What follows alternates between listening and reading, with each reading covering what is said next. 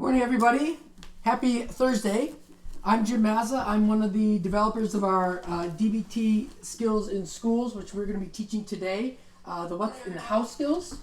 And so we're going to provide that this information from the curriculum so that you can use it at home with your kids and amongst the parents as well. I'm going to introduce my classroom called My Family, and so you can begin. My name is Jackson. I am 13. I'm in 7th grade. My name is Grace. I am 8 and I am in 2nd grade. My name is Ashton. I'm 12 and I'm in 6th grade. And Liz. Good morning, everybody. My name is Lizz Dexter-Mazza. And Liz will be teaching today, all right? And so thanks for joining us, okay? The idea behind us wanting to teach some of these skills is to help you or with your kids for the regulation piece at home when these emotions are starting to kind of get to us. Staying at home now in our 5th or 6th week is starting to kind of maybe wear and tear on us. And we try to figure out how do we control some of those emotional urges that we have to rush outside or to give somebody a hug or to just be done with the blah because now we're doing COVID, all right? And so this is called Student Skills for Surviving and Thriving during COVID-19 and beyond. And so we're going to start off as we normally do with a exercise in mindfulness. So we're going to play sound ball, and I'm going to get Liz to join us here. So sound ball is a participate exercise in which you're going to throw and capture sound, right? And so these are any sounds that we have. And so we will kind of show you what this looks like as a short demonstration. So certainly you can stand up and do this exercise with your kids or other people that might be there, all right? And so this is one of the what skills, all right? And so when you do a participate exercise, you don't worry about what was said in the past. You don't worry about the future. You just worry about in that moment, right? And so you're going to capture, someone's going to throw a sound. We're going to capture that sound, and we're going to throw it, all right? So in doing sound ball, the idea is to not be judgmental about what sound you're going to throw or what sound was just thrown, all right? We want to be one mindfully in doing it. So we're just in that moment, all right? So let's demonstrate for maybe 20 seconds before we do a full exercise. Can we do that? All right, we'll give you guys about 5-6 seconds to stand up and get kind of we'll be in a circle. And let's do that. You good with that? We're going to demonstrate for about 20 seconds. All right, let's go. Liz, you can... All right, everybody stand up. We'll demonstrate, then we'll stop and we'll have everybody else do it. Put stuff in our And you might just want to turn your volume down a little. Not all the way, just since we have a microphone here and we're throwing sound, might be a little bit loud and I don't want it to blow out your ears. And we normally would be doing this louder than we are currently going to do it, but we're going to bring our volume down just to a moderate level so we don't get overly loud on the microphone. All right, so I'm going to start. You ready? Boing! Boing! Shazam! Shazam. Oof. Oof. La la la la. La la la. Racket. Rocket. Boing! All right, and stop. All right, so that's kind of the how sound ball works. All right, and so we want now to take the next 2 minutes. Now to kind of have an idea of what this looks like and how it's going to happen. Stand up again, Ashton and Grace. You guys at home Now that again? you're warmed up, Getting out, you're warmed up, kind of What what about it looks me? like. Remember? Come on, stand Of up. course, you, Jackson. And so again, remember not to be judgmental. You're fully participating in the moment, so only concentrate on that one thing, that one sound. Someone's gonna throw it. You're gonna capture it this way, and you're gonna throw it somewhere else. All right? It doesn't have to be in any order. All right, I'm gonna start again. Shazam! Shazam. Oof. Oof. Flop. Flop. La la. La. Reek. Reek! Ruff! Ruff. Ricket. Rickets. Row. Row. Boing! Boing! Mary had! Mary had no. No! Yes! Yes. Oof. Oof. Flopper whoops. Flapper whoops. All right. Nice work at home. All right. Thank you. So that is one of our participate exercises. We then, when we do a mindfulness exercise, we debrief it, right? We go through and say, what did you notice during that exercise? So I'm going to ask my class, my kids, what they noticed. All right. So what did you notice when you were doing the participate exercise? I yelled out random noises. Random noise. That's okay. Were you judging your noises? No. Okay, great. Maybe. We said things twice. We said things twice. We did say some things twice, right? Just from the demonstration one to what we did again. Okay. No, we said oof twice. Oof twice. All right. Oops. Jackson. I noticed that you two had a lot more emotion than us. Yeah, that's true. So I think that Mom and I were participating a little bit more fully into it. Even Grace got a couple swings in there, right? And then, yeah, you had you were resting on that arm a little bit there, right? And so we want you to be fully participating in those things, right? And so that might be that next time I'm going to put you over there so you have to stand. Yeah? No. Yeah. And I won't be in the that was just, yes, you would be in the camera. All right. Jackson, anything else that you noticed when you were doing it? Nope. All right. So what's the idea behind practicing that mindfulness exercise? Being mindful. Being mindful. What does that mean, though? In the moment. Yeah, being in the moment. Present Why do we want to be in the moment? So we're not thinking about the future or the past.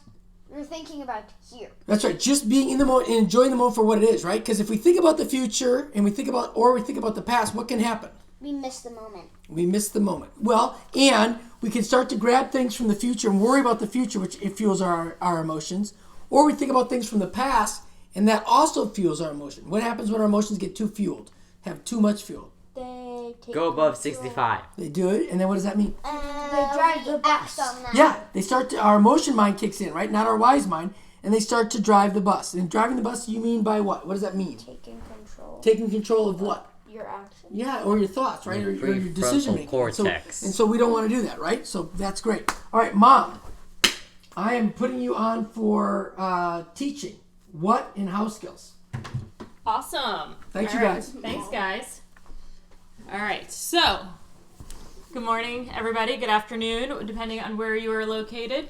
Today, we're going to finish up with our mindfulness skills today. Are you guys ready? Yeah. Yeah, you're all in? No. Oh, okay. That's a good thing we're teaching the participate skills today, so we can talk about how we participate and go all in. Thank you. All right. So, just a little recap. Dad just went over with all of you on what mindfulness is, right? So, kind of from our mindfulness exercise today, is mindfulness always this? No. No, mindfulness is being in this moment right now without judgment and trying to change it. And like Grace said, not being in the future and not being in the past. Is that correct? Mm-hmm. Okay. So the other day, when we were going through this with all of you, we talked about the mindfulness skills of wise mind and how we want to recognize if we're in emotion mind or making a wise mind decision. And then we started talking about a little bit about the skill of observing. Who remembers what observing is? And if you guys watched us the other day, you remember what observing is? Let us know. Taking observations. What does that mean? Looking. To look, right? It was like being aware of your surroundings. Being aware, right? Noticing, right? We talked a lot about noticing. Because observing is simply trying to notice your thoughts, notice the sensations in your body, notice the emotions that you're feeling, notice things that are around you. Okay? And one of the things that I think it's so important about noticing, right? It's even noticing when you're distracted or noticing when you're mindless. Like the other day when I noticed that I was pouring egg whites into my coffee, right? I was having a mindless moment and then I noticed I got mindful of what I was doing. Wasn't that Tuesday? Yes, it was on Tuesday. Yeah, the other day. Okay, so kind of walking through all of that. So we're going to keep talking about observing, and how we observe is just noticing, to notice when you're distracted, like when you're in school or for right now on online school and you're supposed to be doing something on the computer or in your online class, and maybe your teacher's lecturing and it's really boring or some notification shows up on your computer screen, right? And you observe, you notice that maybe you're distracted, you're not listening.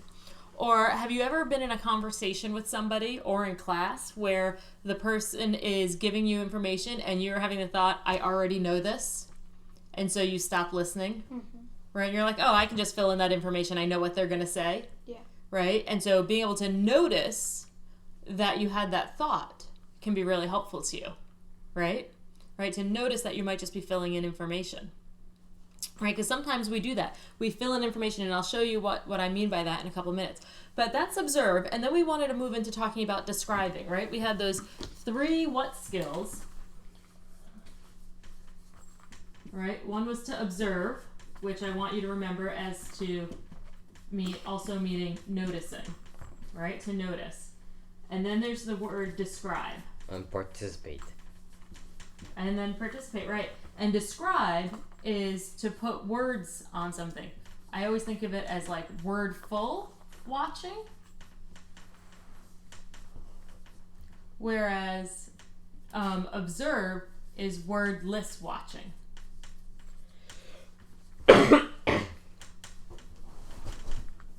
Okay, so those are kind of a couple of points I want you to just see on that. All right, so to describe means to only describe what we observed, what we noticed, right? To not put interpretations or judgments on it in other ways, right? To not fill in missing information.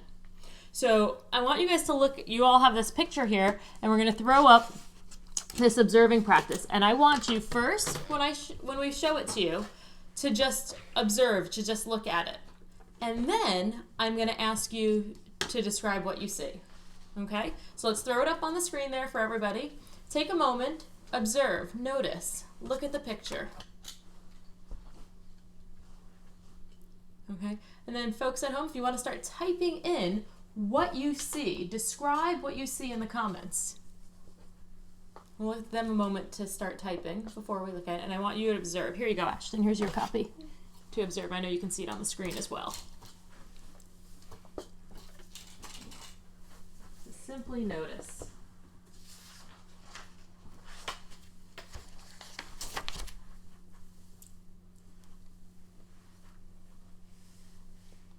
Okay, what do you guys notice? Describe what you see. I noticed that. Jackson. Oh, hold on, Grace. Jackson. 3 black Pac-Mans. 3 black Pac-Mans. There were 3 Pac-Mans and there's lines on them. 3 Pac-Mans with some lines. And then it makes a triangle. And a triangle. What do you see, Ashton?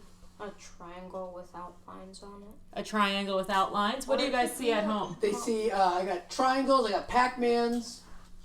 Mm-hmm. Anything else from home? Type it in the Right. chat line. Ooh.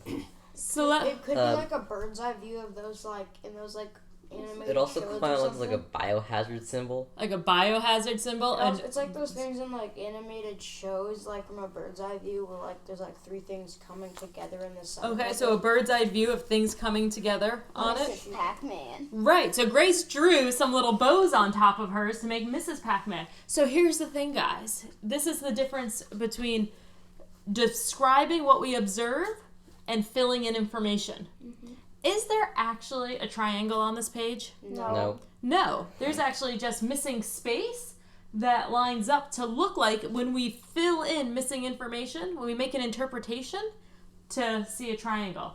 Are there any Pac-Mans on this page? Yes. No. No, actually there's not. Well, yeah. Right? Because Pac-Man's Pac-Man are actually yellow. yellow. Exactly, not black. That's Yeah. I Right? said black Pac-Man.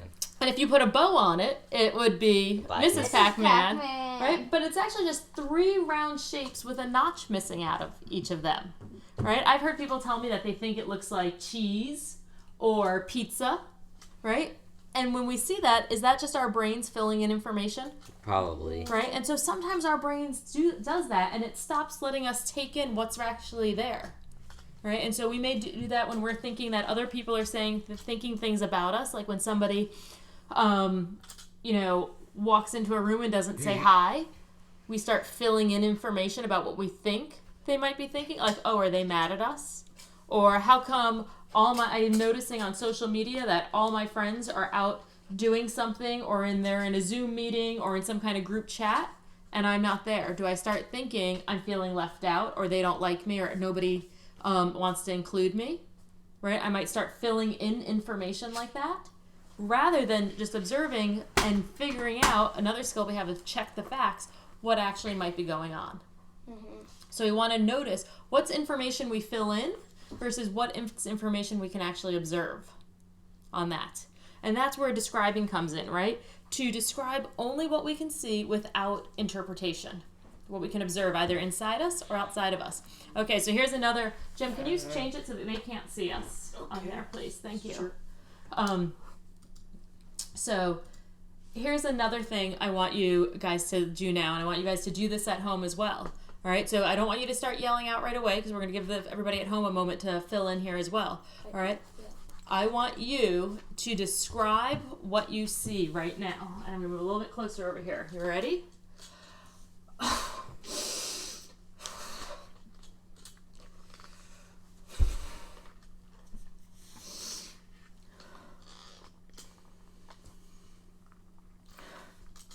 Okay, so write down what you described right there. Write You guys down. write down. Where what, do we write it? Right on the anywhere on your floor. page. Oh. And you guys type in, what do you see?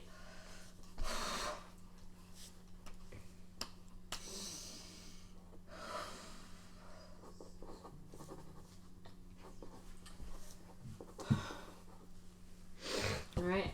And you guys at home, you tell us what you see as well.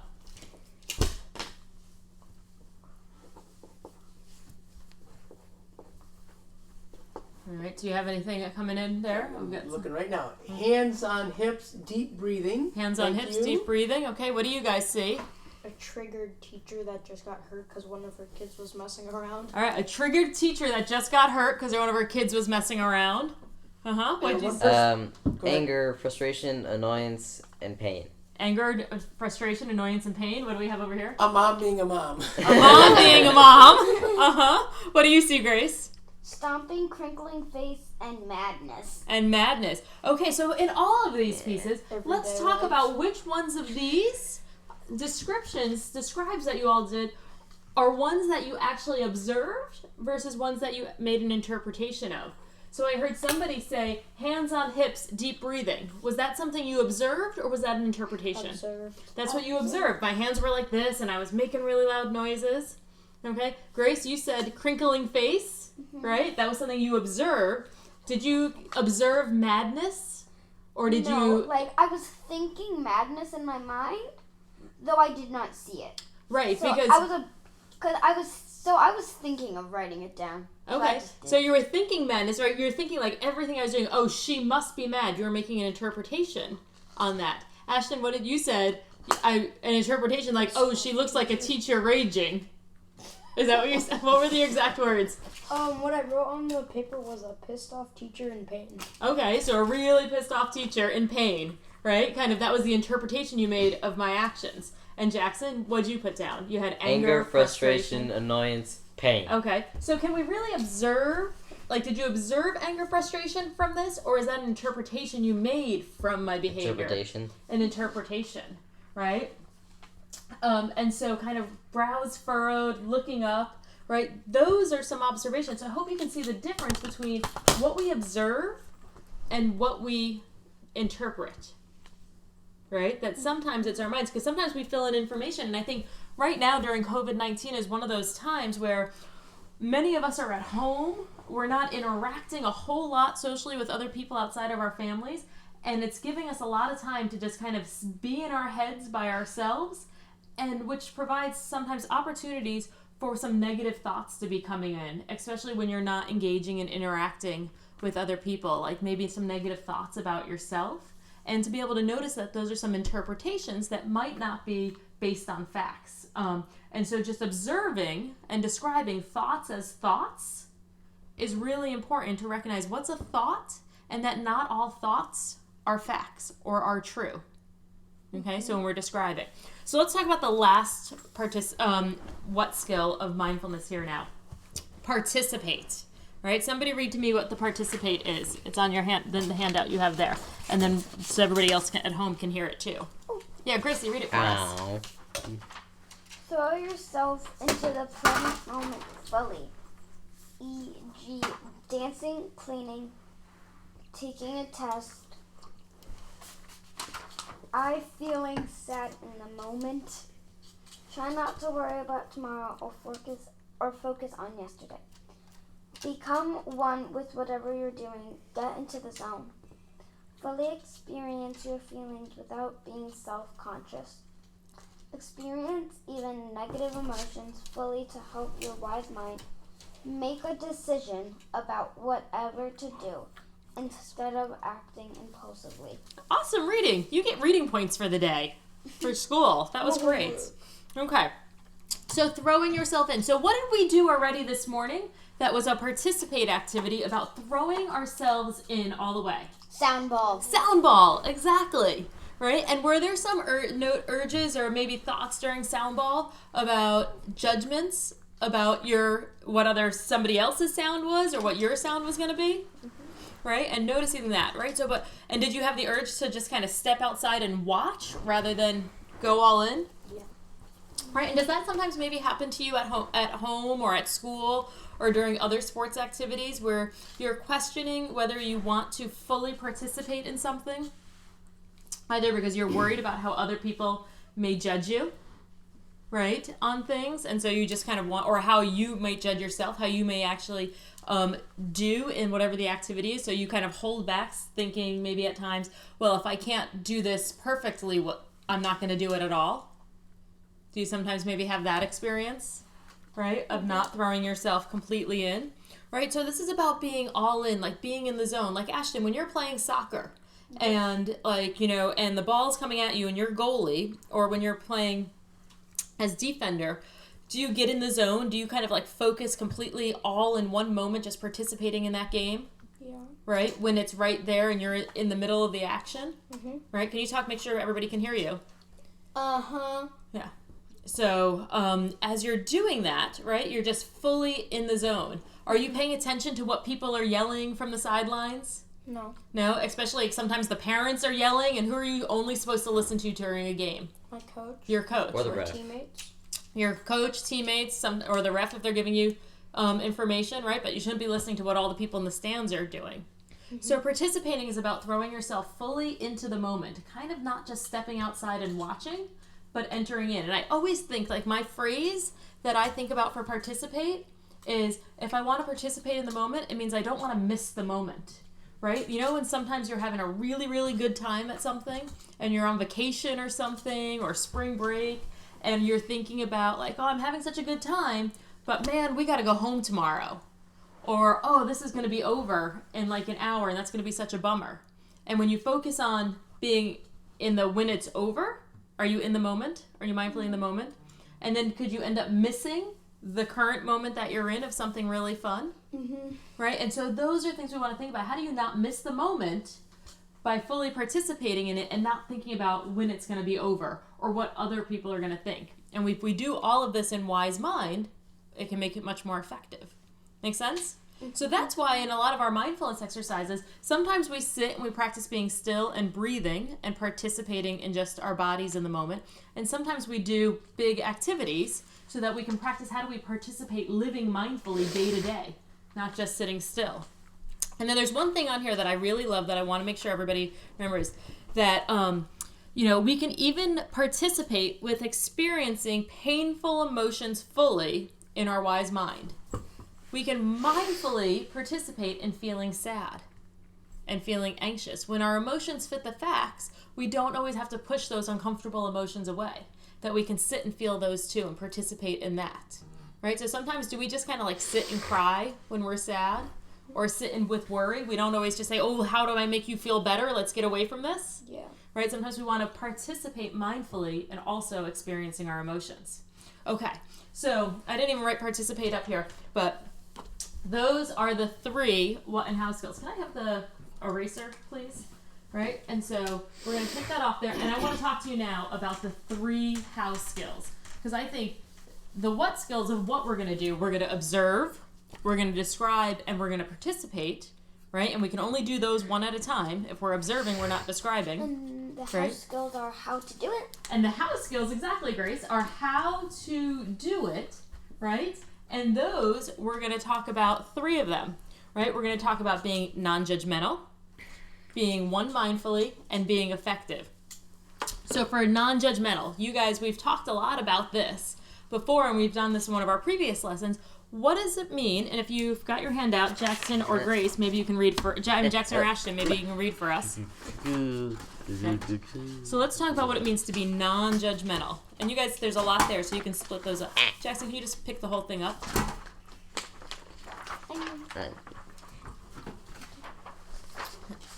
Okay, so what does it mean to be non-judgmental, Jackson? Read some of those for us. Nope, this is mine. Go ahead, Jackson. Notice but don't evaluate or judge. Stick to the observable facts. Acknowledge the harmful and the helpful, but don't judge it. For example, replace "he's a jerk" with He walked away while we were talking. You can't go through life without making judgments. Your goal is to catch them so you have more control over your emotions. When you find yourself judging, don't judge, you're judging. And then we'll get to the other pieces there. Okay? Thanks, Jackson. So what non-judgmental, right? Basically, in a nutshell, here's what I want you to know about being non-judgmental on this, okay? On non-judgmental, I want you to know that judgmental words, right? Or actually, let me write it this way.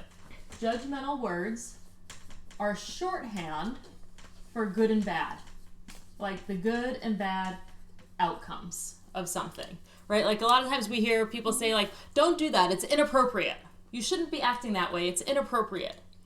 Inappropriate is just another word for bad, right? Don't do it because it's going to have this kind of negative outcome if you do it. Or consequence, great, right? And the same thing, like that's appropriate behavior is another way of saying that's good. It will have a positive outcome or consequence, right? Or it just doesn't have a negative outcome. Or just doesn't have a negative. It can be neutral also. And so when we're thinking about that, what we really want to think about there is, what is that telling us, right? Like if I say, you know, Grace, stop doing that. It's really bad. Do you really know what I mean? No. Or what I'm talking about, right? Or if I say, you know, that guy came up to our porch the other day and he was such a jerk. The mailman? Right? Do you know? No. It could have been the mailman, and what made him a jerk? He dropped the mail. He dropped the mail, or he set down the mail. No, he didn't set down the mail. He just dropped it. He just dropped it, or maybe he didn't wear a glove when putting it in our mailbox, or maybe because he knocked on the door when we were in the middle of recording a live stream. When I say he's a jerk, do you actually have any idea what he did? No. But when I say someone's a jerk, what do you think it does to my emotions? It makes them Feels flare. good. It makes them flare, right? I always think of judgmental words, like shorthand for good and bad, right? Those are words that like fuel the intensity of my emotion, right? Same thing if I say, oh my God, that guy was so awesome. It was the best thing ever. Does that fuel my excitement and my joy? Makes it bigger, right? And so those judgmental words can be fueling the intensity of and getting me further into emotion mind. Mom. Yeah, Grace.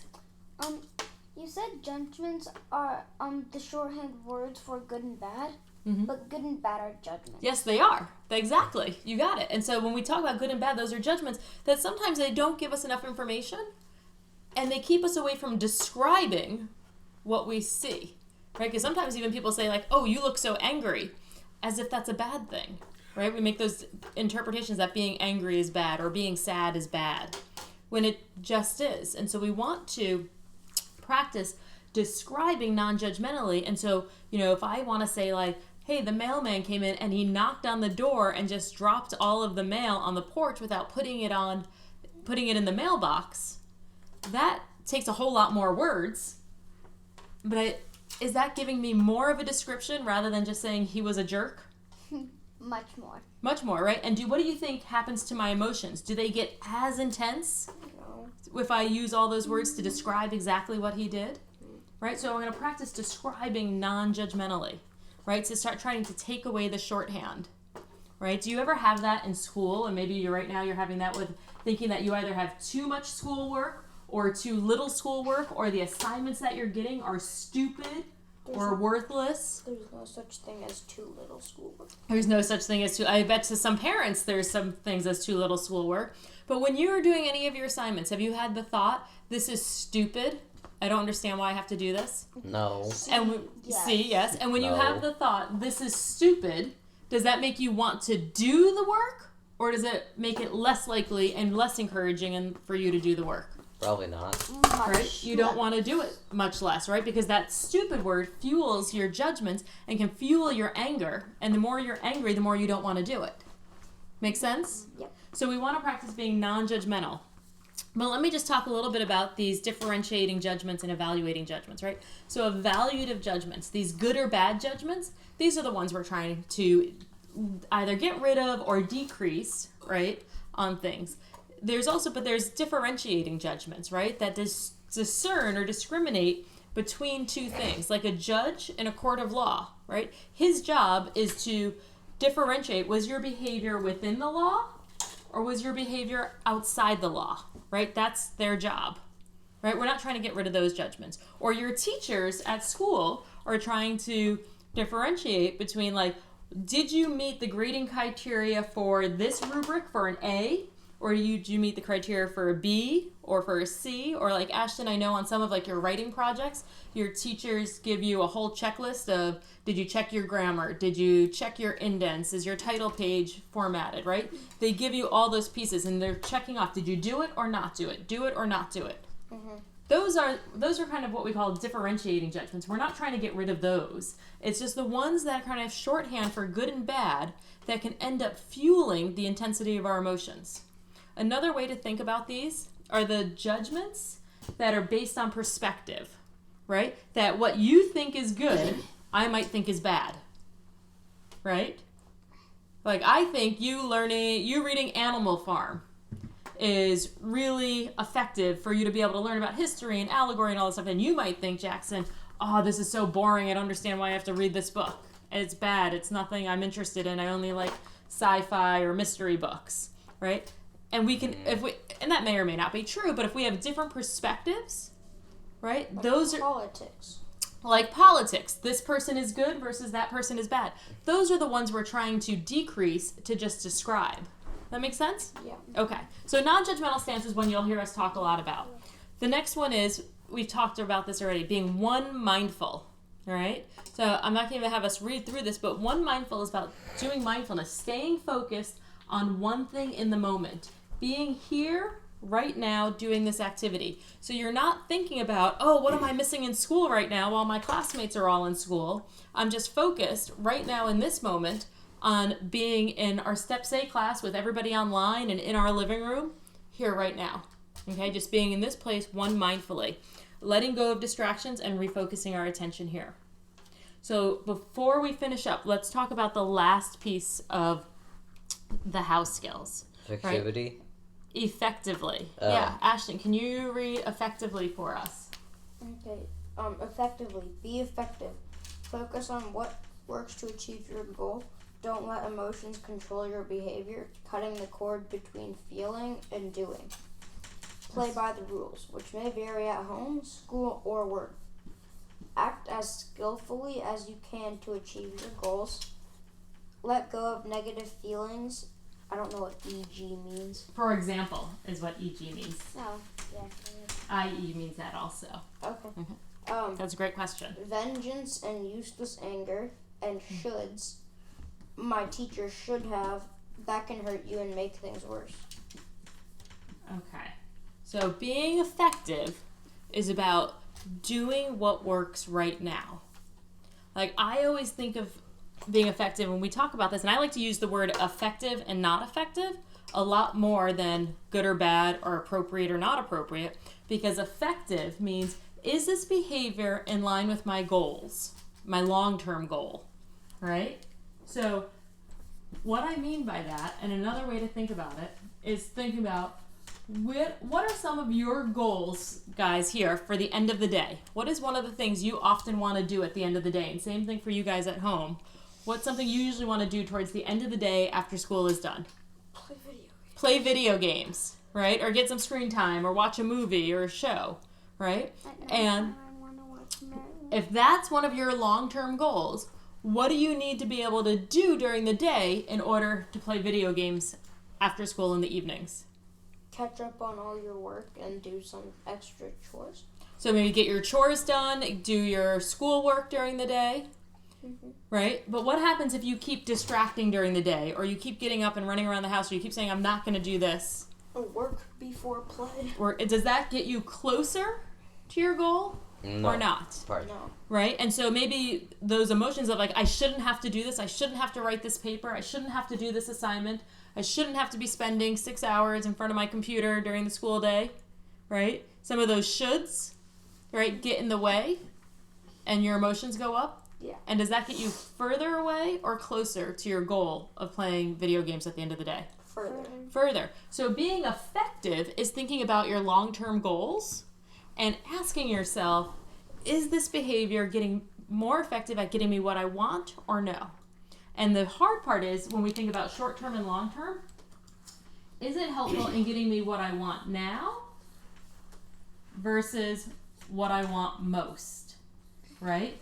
And the most is what we're connecting to those long-term goals, right? So most, I know it's really, really important for you guys to be able to, connect with your friends after school playing video games. And that's what you really want versus right now, if I just don't feel like doing this assignment. And asking yourself that question during the day, is this what I want now or is it what I want most? Do I want to have this argument with my parents right now because I don't want to do this assignment, or my computer's not working and I can't get online, or I'm just frustrated with the people who are in my house right now, versus what I want most is to be able to play video games later, or to have a family activity, or to be able to go for a walk, or just have some free time to sit and read. That's what I want most. So I think it's really important that maybe at the beginning of each day you think about what are your goals for the day. Or I think for us as like a family, I've been thinking a lot about like, what do I want most as a goal for us as a family when we come out of this kind of new reality of COVID-19 and this stay-at-home order, right? Is it that I just wanted to make sure that is my goal that you just stayed up to date on all of your schoolwork? Or do I want us to come out kind of closer as a family, identifying new family activities that we're going to do together? The latter. Thriving, right. The latter one. Right. The latter one, right? Grace, you said it. That's why this class is called Skills for Surviving and Thriving. Because I don't want us just to survive. What I want most for us is for us to thrive through COVID-19 and come. Just white knuckle it. Not just white knuckle it and get through. Exactly. To kind of grow. Like you guys are learning how to do some cooking. You're learning how to cleaning, which makes me really excited. In all of this, right? Those are things I want most, for all of us to come out thriving during this time. So I'm often asking myself that question, is it what you want now or is it what you want most? Is it the short-term gain or the long-term gain do I want? Those are all ways to think about that. Okay. And so I've got to act skillfully.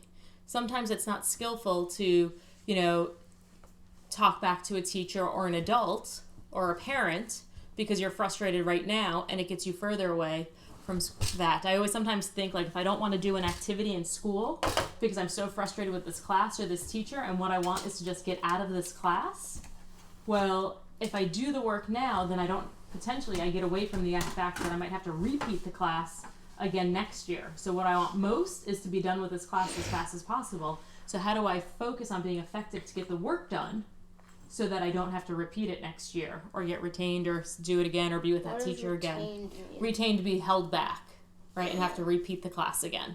I don't like being held back. No. All right. Does that make sense? Okay, because those are the 3 house skills. We're going to practice being effective, right? Thinking about what we want now versus what we want most. We're going to be one mindfully here right now. And most of all, we're going to practice being non-judgmental. Right? And we're going to use all of these skills as a way of getting us into wise mind, right? And these skills are the foundations, for all of the other skills that we're going to keep teaching, right? As we kind of go through this. And remember, with the house skills, you can do all of those at the same time, right? I can be effective and one mindfully and non-judgmental at the same time. Whereas when I'm doing the what skills, I'm either observing or describing or participating, right? And so, I think about this, when you guys started learning to play piano, right? Like first you were just like observing, right? You were just noticing what your piano teacher was doing, watching, taking in the music, taking in the notes. And then maybe you started describing, you'd write the notes out on the music and notice where your fingers go, right? And now when you're playing, often you're just participating, right? You're not thinking about the notes. You've got most of it memorized. You're just kind of moving with the music. On that, you're pulling it all together. All right.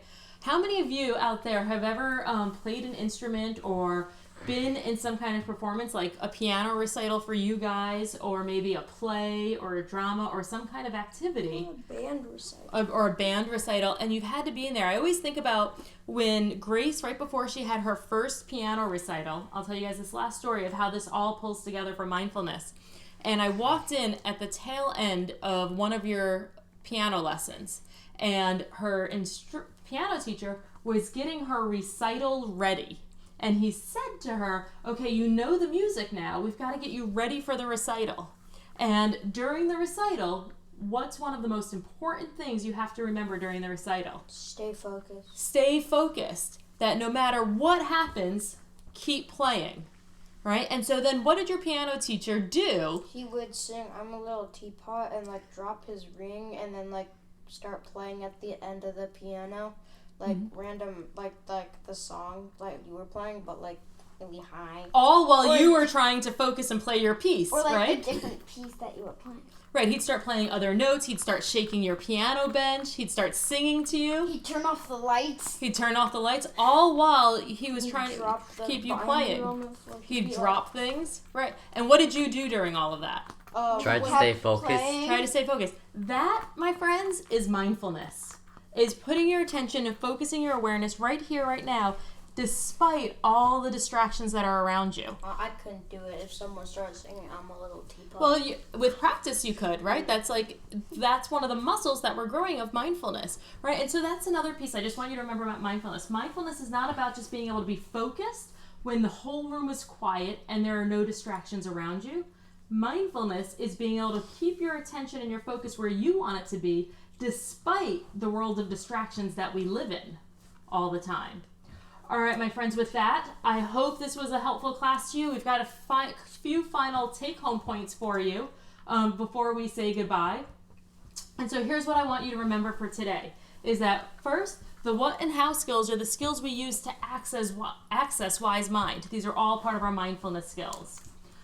You can only describe what you've observed, and noticing that everything else, that those other thoughts might all be interpretations, and that judgments fuel our emotions and they're shorthand for good and bad. So we want to describe our behaviors as more effective or ineffective, right? That they're in line with our long-term goals, right? And for you all, I want you, when you're at dinner tonight or throughout the day with your family, why don't you start talking about what is your long-term goal? Either the goal for the day, the goal for the week, or the goal for this COVID-19 period through the rest of the school year. But take those questions, take a screenshot of this, and have this conversation with your family, and then maybe even play some sound ball today or in the next couple of days. With that, we're going to get ready to say goodbye to you all in just a moment. I'm going to ask you to please like this video, subscribe to our YouTube channel, come check us, Jim and I, out on Monday, Wednesday, and Friday mornings for our Parenting Through COVID-19 on both on Facebook and Instagram under DBT in Schools. And then you can always access all of these videos on the dbtinschools.com website. Thank you, everybody. Thank you, guys. Say goodbye. Bye. Bye. Have a great weekend, and we will see you Monday morning or tomorrow morning for Parenting Through COVID-19 and next Tuesday for our next Student Skills DBT STEPS-A class. Bye, and have a great weekend. Quick.